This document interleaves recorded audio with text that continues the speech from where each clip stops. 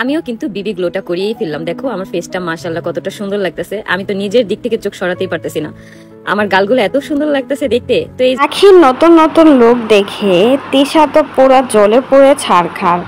সবাই তো তিশাকে বলছে আখির নতুন নতুন লুক দেখে আর নতুন আপনার জ্বলছে, তাই তো প্রতিনিয়ত আখির মতো সাজার চেষ্টা করেন। আখি হচ্ছে মায়াবতী, আর আপনার যতই রূপবতী হন না কেন কখনোই আখির মতো হতে পারবেন না, কারণ আখির চেহারাতেই একটা মায়া মায়া আছে।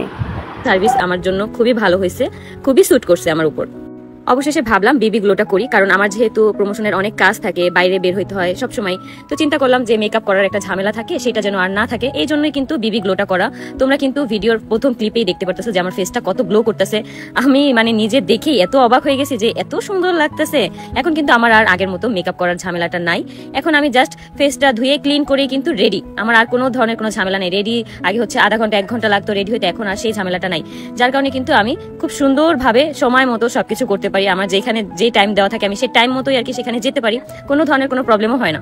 অবশ্যই হাতে একটু সময় নিয়ে তারপর হচ্ছে তোমাদের বিবি গ্লোটা করতে বসতে হবে, যাতে করে টাইম নিয়ে করলে দেখা যায় কি জিনিসটা খুব সুন্দরভাবে ফেসে বসে আর কাজটাও কিন্তু খুব ভালো হয়। আমিও কিন্তু ওইরকমই হাতে টাইম নিয়ে গেছিলাম, যার কারণে আমার মানে বিবি গ্লোটা এত পরিমাণ জোস হয়েছে, মানে আমি নিজেই খুব অবাক হয়ে গেছি যে আমার ফেসের কতটা চেঞ্জ হয়ে গেছে।